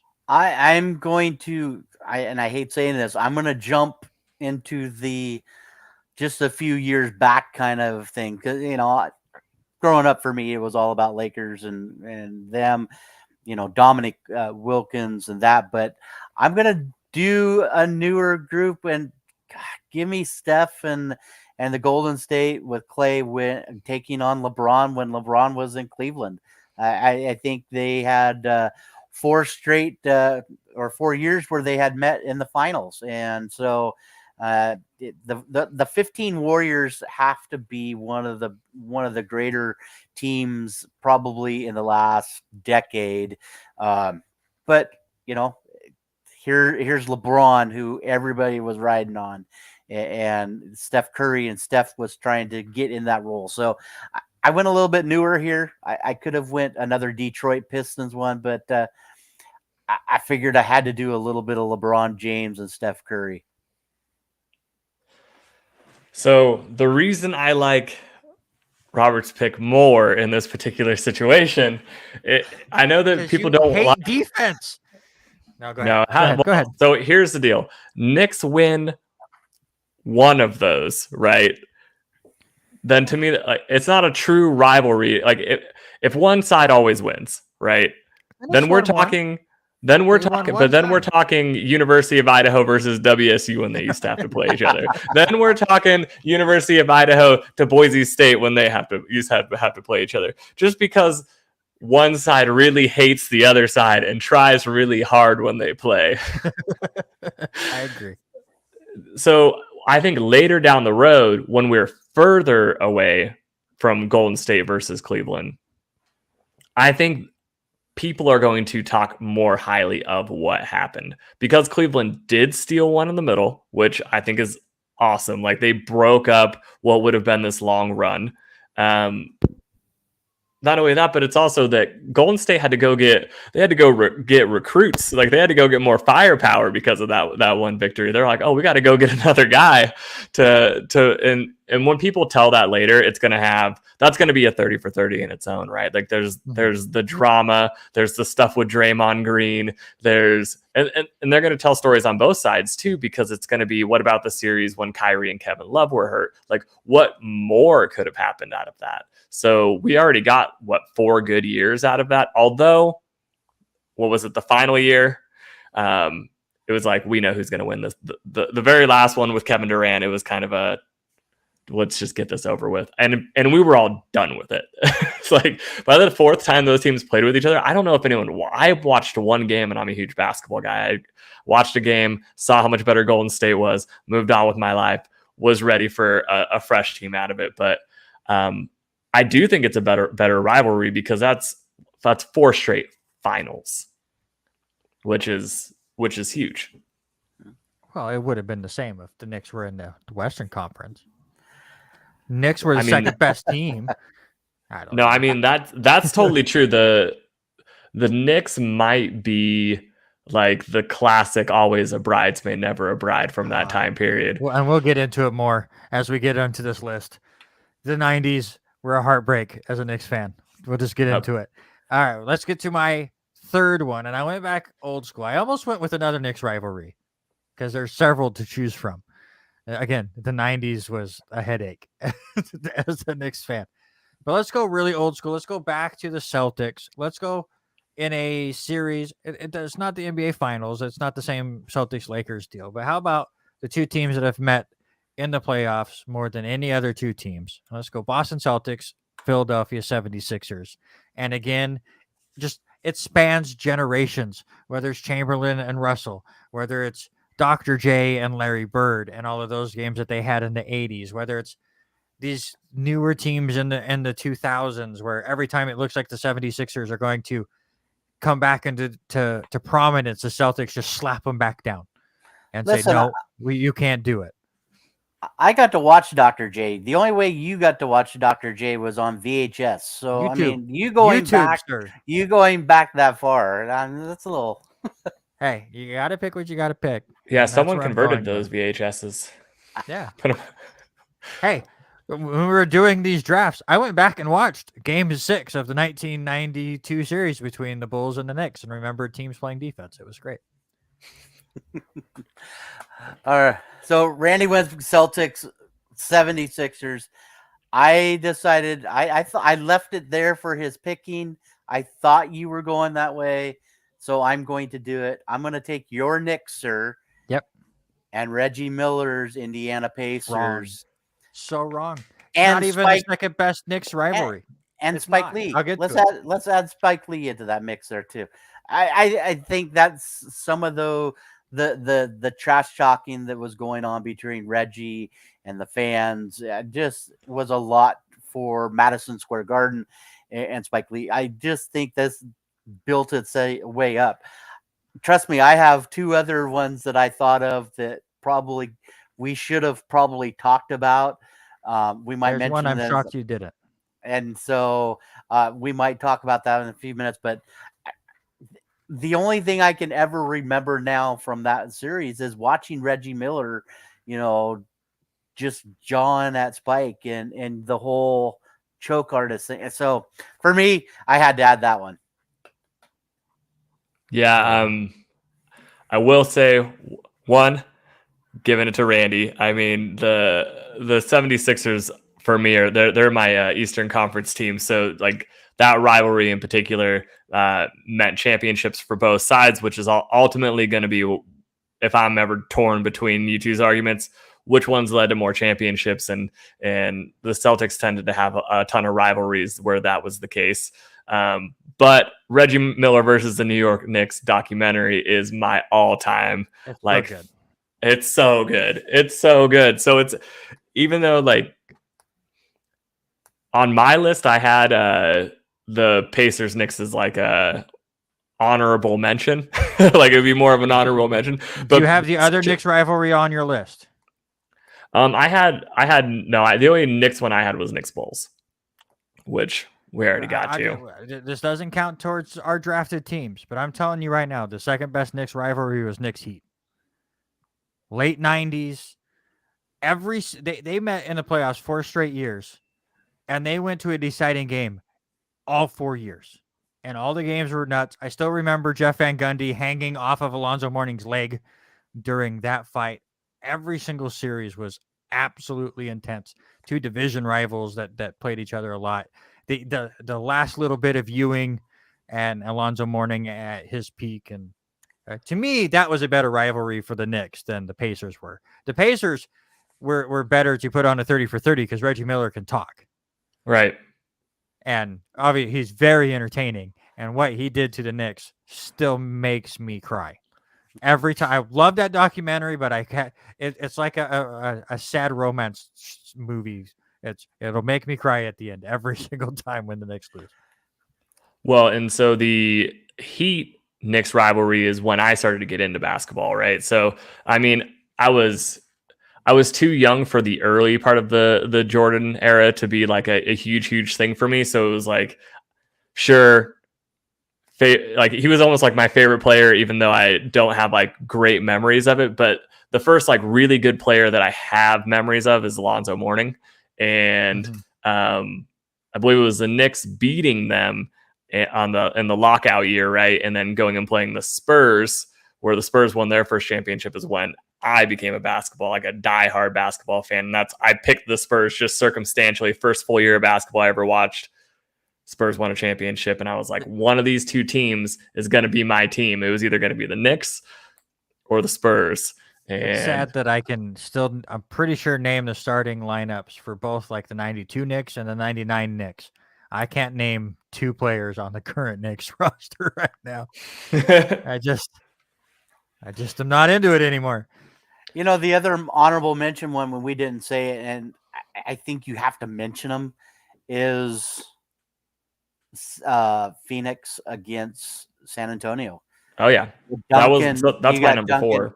Yeah, those were the other ones that I almost went that way, but I decided to go the Pacers. But you think of those two teams of what they were doing, Parker and what he could do with the basketball, Duncan, his dominance in the post. So, and Admiral was finishing up with his career right about that time. So. Right. Yeah, so the 2000, I was reading an article about it before because I couldn't remember which year it was. I remember playing Phoenix in like Minnesota early on. You'd always get like a first round matchup because the Spurs were always a top 3 seed. Timberwolves were always a bottom 3 seed. It seemed like Phoenix was that way too. So we'd always play one or the other in the first round. So I remember a lot of KG games, and I remember those games like best power forward of all time, third best power forward of all time, Tim Duncan versus Kevin Garnett. I remember a ton of those games. And then 2007, it was more of when Parker was kind of leading the show. It was a lot of action through him. Parker versus Steve Nash, Western Conference Finals. Felt like the Suns were finally going to get over that hump, similar to the Suns the last couple seasons. And Spurs found a way to get it done. And then they got to play the LeBron James and 11 other guys nobody can name. Like, that Cleveland Cavaliers team was terrible. Spurs swept them. Like I said earlier, I think I mentioned it earlier, the Cavs, I think, scored less than 75 points in every single game in that. I mean, Spurs defense was incredible, but also some of the worst offense you'll ever see from that Cleveland Cavaliers team. So I also had the Suns. The only reason I wouldn't move Suns Spurs into like a top 3 is because Spurs Lakers in the 2000s, that was a good one. It was really whoever won the West between those two teams won a championship. Early 2000s, Lakers went on that three-peat. Then the Spurs come in, win 2. And then the next year is when that 0.4 second Derek Fisher shot happens. They go to the finals and play the Pistons instead. Very next year, we go back and win another one. So they break up a three-peat of ours. It would have been three-peat, another team three-peat. So like Lakers, Spurs, just for like a 10-year time period, could be almost make that list. Like, it's similar to like the Cavs Warriors of the last like decade. That was like the previous decade's same type of thing, I think. But I tried to not be a homer and pass that into so I didn't put that in either of my top 3 that I made either. I was like right on par with you guys. All right, so we need a winner. Just a refresher. I have the Celtics and Lakers, the Bulls, Knicks, and the Celtics 76ers. Robert has the Bulls, Pistons, Warriors, Cavs, and the Knicks, Pacers. Out of those 2 groups, which one is the best? Yeah, so I gave round 1 to Randy, round 2 to Robert, and then round 3 back to Randy. So that's I would say if you put the overall groups of 3 together, I got to go with Randy on this one. And I think I should have won round 2, but you and I already have this rivalry too with the dream teams and stuff. Old school versus new school. I get it. Yeah. Well, and the players don't get to make the rules in any generation. That's the other thing. True. So it's like if you're a defensive guy, there's really nothing these players can do. It's not like these guys couldn't play great defense in an era where they were allowed to. All right, stick around. What? Oh, so Randy, where did you think I was going to go? What team did you think rivalry I was going to go? For the, you had when you put the Knicks? Yeah, you thought I was going to be the Heat. I thought it was going to be the Heat.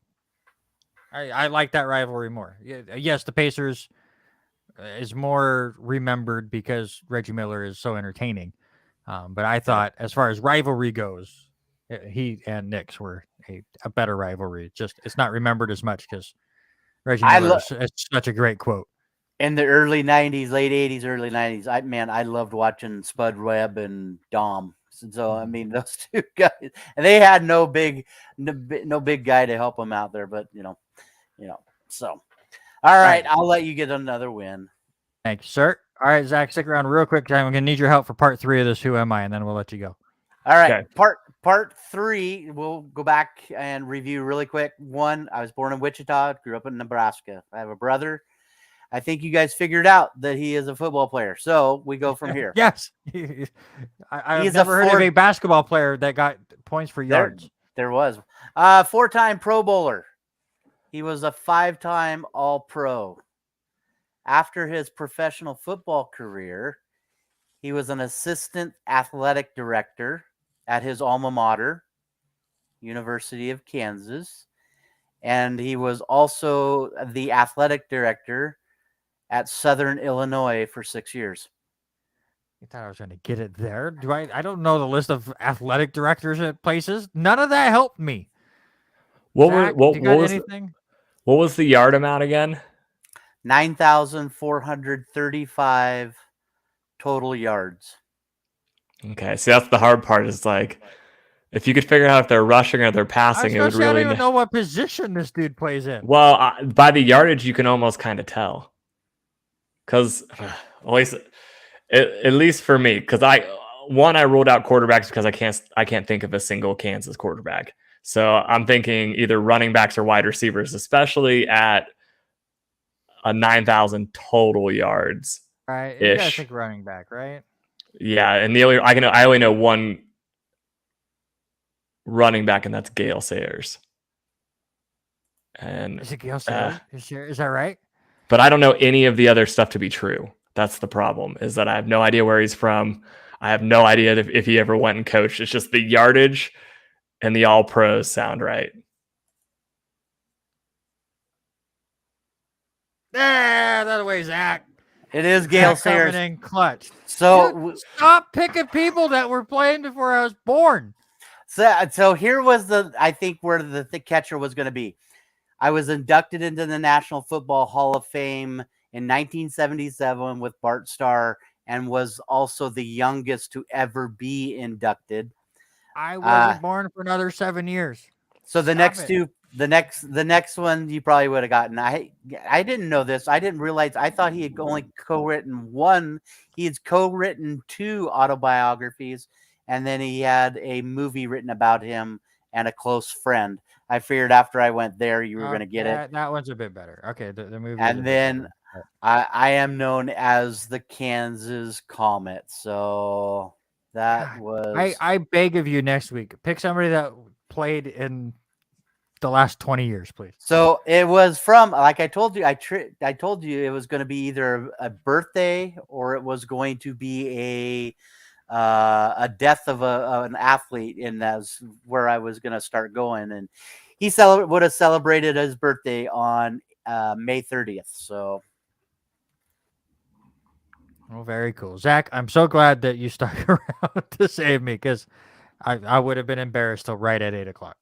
I literally couldn't name you another Kansas running back, even from recent years. So like it was a default pick. Not only that, but the games played to yards, like and accolades, right? Because there was less games played back then. Also incredibly impressive. Some of the people that are still in the top 20, 30 for all-time rushing yards, because they're all people that did it in shorter seasons. So he played from 1965 to 1971. He only touched the ball 1,100 times rushing. He had 6,200 yards rushing. He had 3,100 yards as a returner. That's where the little bit of the twist comes in. But he only had 8 touchdowns as a returner. So 8 of his 56. Don't worry. Danny Grubb will be back next week, and he'll save my butt again. All right, Zach, I appreciate you so much for giving us more basketball coverage today than we have had in our 85 episodes so far on the show. You know what you're talking about with that sport. We definitely do not. So, man, I appreciate it. And I'm glad that we were able to get you all set up for coming back on your show, hopefully. Oh, yeah. I'm trying. There's been like this next month, there's July is the only month you get 2 UFC pay-per-views, and then there's also still we haven't had the June one yet. And Derek used to let me do my picks the last 3 minutes of every show of that one. So you guys ever need anyone on for that? You guys ever need? It doesn't have to be UFC. I can do PFL. I can do Bellator. I watched one championship, the Thai kickboxing championship last weekend. I can cover any of those. I can cover basically anything other than Canadian football. Oh, that's I got a what I guy was going for to have that. you come on. Just Well, I know the season just started. I don't know it. Out of all these MMA guys, had any of them competed with a torn pec? Was it Cody Rhodes? Cody Rhodes do that? I got nothing on WWE guys. These MMA guys just got nothing. Well, I think we all remember CM Punk. But also, you know what? Get well CM Punk, because that stuff last week brought a tear to my eye. I don't want to get all AEW on you guys, but superior product. So. Oh God, get out of here! I'm out. We're done. We're done, Zach. See you, man. No, Zach. Anytime, man. I appreciate you. All right. Yeah, thanks, guys. It was fun. All right. Thanks, Zach Swan. That's awesome. Dude, at least he picked me. If he would have not have picked me in the draft and then said the AEW stuff, never again. I don't think I would have been able to. All right. Let's move on to something. What do you want to go to? We got a lot to go through yet. Right. I mean, let's just go NFL. Let's just go right through it. I mean, Gonzaga, their players came back. Good for them. So mini camps are going on. I honestly don't care. As far as yes, I love football and I want to go. It's a lot of walkthroughs. It's nice that the players are getting back, getting some work in, especially for a fan of the Jets with a lot of young players. It's nice that they can start interacting a bit more and putting in the work, but nothing crazy there. Aaron Donald got paid. Yes, he did. $95 million through 2024. So boy's going to take home a chunk of change for playing ball. He's one of those dominant guys. I think he's going to be dominant for another couple of years. Yeah, a little worried though, because now you have the Stafford contract, you have his contract. We were talking with Zach about, you pay the quarterback and then all of a sudden you can't pay other people. We'll see how they can manage that now with 2 big contracts. But hey, man deserves it. Yep. Got them a Super Bowl win this last year. We'll see where they go. Do you think the Browns are starting to regret their trade for Deshaun Watson, as another case has now been brought up against him? Well, listen, I saw something else this afternoon that talked about him having 66 different massage therapists in 17 months.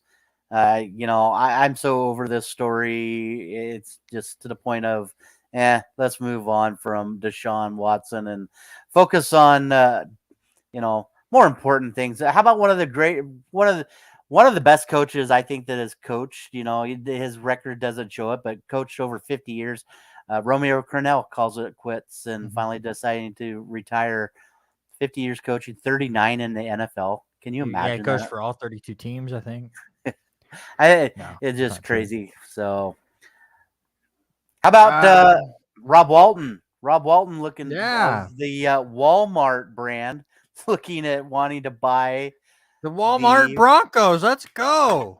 They already got the colors. They've already got the colors pretty close. I'm going to be so sick. I'm going to be so sick of the Broncos if this happens, because that's the only team they're going to carry. And there's going to be so much Broncos crap everywhere. I'm not going to be able to stand it. Like they have that on brand that is like the Walmart brand, and they have everything. If you go to the electronics section, they have on brand stuff of things that you thought nobody ever uses anymore. There's like on brand cassette players at Walmart. And now we're going to have on brand Denver product looking crap. I don't know. I bought Denise a pair of headphones and the on brand, the wireless ones. She loves them. So, it'll be interesting, but, we'll find that out a little bit later this month. Big retirements. Alex Mack, the center for the 49ers. Frank Gore, running back, 49ers, Jets, every other team on the face. Hall of Famer? I would say yes, but not anywhere close to first ballot. He'll be probably about His 5 years down the road. his longevity at that position, I think, is going to make it really close. Like there wasn't his length of time where he was dominant. I don't think is long enough to be a lock, but that man has been around forever. Yeah. How about this one? College Hall of Famers announced their finalists. Do you think Tim Tebow and Ryan Leaf get in as their Tim part of the Tebow finalists? does. Ryan Leaf has zero chance. Zero chance. Have you seen the list of people that are first timers on that list? I those were the two that I saw that was brought up. And Well, yeah, because Tim Tebow is a lock and Ryan Leaf is local. Mhm. That's the only reason why.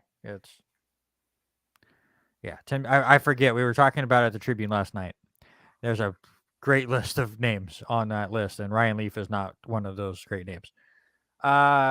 Speaking of Ryan Fitzpatrick retired. The beard is gone. If he ever shaves it, though, that's going to be a complete blowout.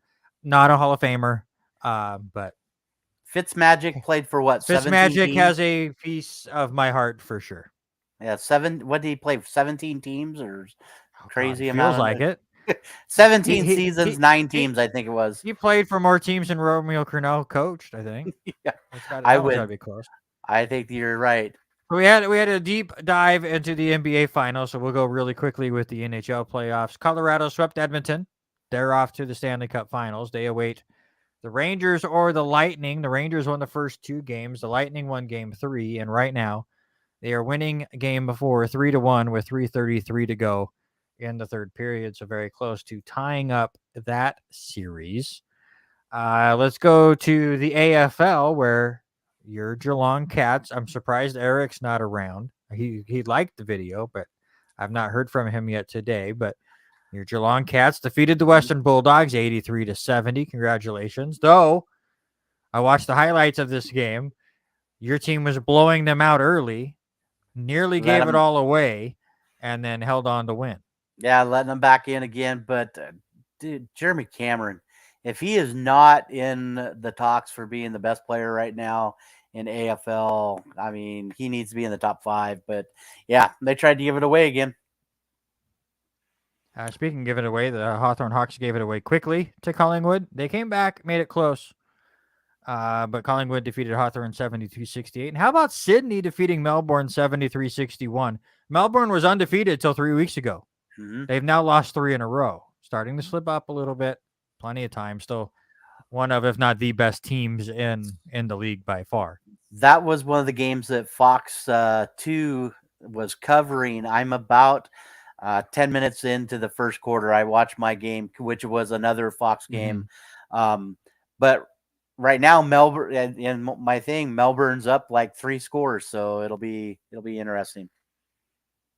You want Chris Leak in as well? Chris Leak took away 1 year of Tebow, so I don't know. Chris Leak did help him win a championship in 2006. He's not a Hall of Famer. Tim Tebow was all about the speeches and all of that stuff, and he was all over SportsCenter, so he's in, whether you like Tebow or not. Tebow is definitely in. Week 13 for the AFL. Your team and Western are both on buys. There's like 6 teams that are on buys this week. My Hawthorne Hawks will be taking on Fremantle Friday at 11:10 p.m. Pacific time, and a good one on FS1. I believe it's the only game this week because there's so few games. The number 2 team in the league right now, Brisbane, will take on the number 5 team, St. Kilda. That'll be Saturday at 2 a.m. Pacific time, so definitely check out a replay. And Zach, I agree. Tim Tebow is not a great quarterback. He was a great running back / tight end that just ran the ball. And they found great ways to do it. I want to get, because we're running out of time, I want to get to NASCAR. Didn't watch Gateway for the first time in the top series put on a show. It was a very, very entertaining race. It's Gateway to me. It's in St. Louis. It's called the Worldwide Technology Raceway now. Screw that. It's Gateway still. Joey Logano holds off Kyle Busch to get the win. Ross Chastain pissed off every driver in the race. Most importantly, Denny Hamlin and Chase Elliott. There's a funny moment if you want to go watch the highlights where after Chastain has wrecked Elliott on the restart, Elliott just punts Chastain out of the line, nearly up near the wall. And as he's collecting himself, Hamlin comes up, gives him a little tap too, because he just pissed off everybody. He knows he did. He's apologized, but it was pretty entertaining. They are at Sonoma on Sunday. Then they have a week off. I want to know why I just now heard that there was a PBA Tour event in Arlington, Washington, and we did not go. No kidding. I turned it on, and I'm like, they're in Arlington. Arlington, an hour north of Seattle. We could have road tripped and went over and caught Sunday stuff. The problem is we had the NEI stuff, and then I was exhausted come Sunday. Anyways, but Jason Bomani, 30th career title. Insane. Both his second televised 300, the second televised 300 that day, because Kyle Troop also had one. First time that has ever happened, where 2 300 games were both on the same televised event. Then Kyle Troop was part of this. I haven't watched it yet, but the very cool King of the Lanes Family Edition, where it was like father-son teams bowling. I need to watch it, but Ryan and Chris Barnes won through the first day. The second day was going on tonight, as well as the normal King of the Lanes. I'll watch both of those probably tomorrow, but very, very cool event and something I want to see the PBA do even more. Yeah, and then I plan on watching that. No, I plan on watching that tonight. I'm about halfway through. I haven't seen the 300 game by Belmo yet, but pretty darn close. And then we get to golf. Congratulations to Joel Damon, qualified for the U.S. Open in a 36-hole event. Tiger Woods will not be in the Open as he's trying to heal up. He just did not look right the last time we saw him on a golf course. But this live golf thing is getting ready to start. And it's one thing for some of these golfers to say, hey, I'm going to go golf into this instead of some PGA events. I'm more shocked that some of these PGA guys are going, I'm done with the PGA and I will only golf for live. What the heck is going on with this thing? Yeah, it's going to be kind of crazy as you saw Kevin Na on Sunday say, I'm done. Dustin Johnson this morning. I had heard that was going to be something, and they finally reported it this morning. We knew Phil Mickelson was part of it. We knew that that was going to happen, but it'll be interesting. Looking at the format, it's a 7-game format into a playoff 8 tournaments. Shotgun start, 12 teams. They're going to draft every week for the tournament. They finally drafted some of the players. Some big names are the captains. Dustin Johnson will captain the 4 aces. Ian Poulter, Kevin Na, Louis Oosthuizen, Phil Mickelson, Sergio Garcia. So it'll be interesting how that format's going to pan out. There's going to be an individual winner and a team winner. So I am very excited. They did announce the teams today of who's on those teams. It's a little sketchy because there's really any other than those captains' names. The only other name that really jumped out at me was Chase Koepka, and that's Brooks's brother. So it'll be interesting to see.